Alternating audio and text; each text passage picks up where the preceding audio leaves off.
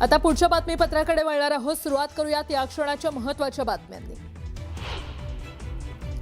उपमुख्यमंत्री सुनेत्रा पवार बारामती पोटनिवडणुकीसाठी आज अर्ज दाखल करणार। अजित पवारांच्या स्मृतीस्थळी अभिवादन करून अर्ज दाखल करणार। अर्ज भरताना भाजप आणि राष्ट्रवादीतील नेते राहणार उपस्थित। बारामती विधानसभा मतदारसंघातील पोटनिवडणुकीसाठी काँग्रेसचा उमेदवार ठरला। आकाश मोरे आज काँग्रेसकडून उमेदवारी अर्ज दाखल करणार। राहुरी विधानसभा पोटनिवडणुकीसाठी भाजपचे उमेदवार अक्षय कर्डिले शक्तीप्रदर्शन करत उमेदवारी अर्ज दाखल करणार। तर प्राजक्त तनपुरेंच्या उमेदवारीबाबत निर्णय नाही। प्राजक्त तनपुरे अपक्ष अर्ज दाखल करण्याची शक्यता। मुंबईतील 2 मेट्रो मार्ग उद्यापासून सेवेत येणार। दहिसर ते मीरा रोड आणि डायमंड गार्डन मंडाले मेट्रोचं उद्या मुख्यमंत्री फडणवीसांच्या हस्ते लोकार्पण।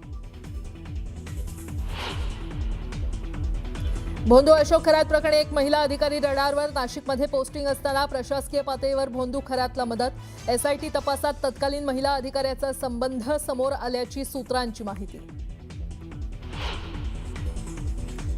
अशोक खरात सीडीआर लीक प्रकरणाची चौकशी करणार। मुख्यमंत्र्यांची घोषणा, तर दोषींवर कारवाईचा दिला इशारा। राज्यसभेच्या नवनिर्वाचित खासदारांचा आज शपथविधी। शरद पवार, माया इवनाते, ज्योती वाघमारे, रामदास आठवले आणि रामराव वडकुते घेणार पद आणि गोपनीयतेची शपथ।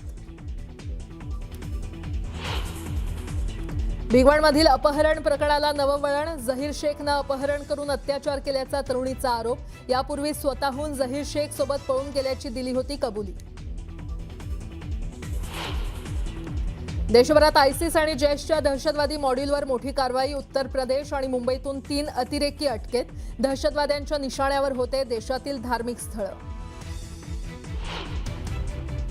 आणि राष्ट्रपती ट्रम्प यांनी पुन्हा इराणला शिवीगाळ करत धमकावलं। हॉर्मुझ उघडलं नाही तर विनाश अटळ। तर ट्रम्प घाबरल्याचं इराणचा पलटवार।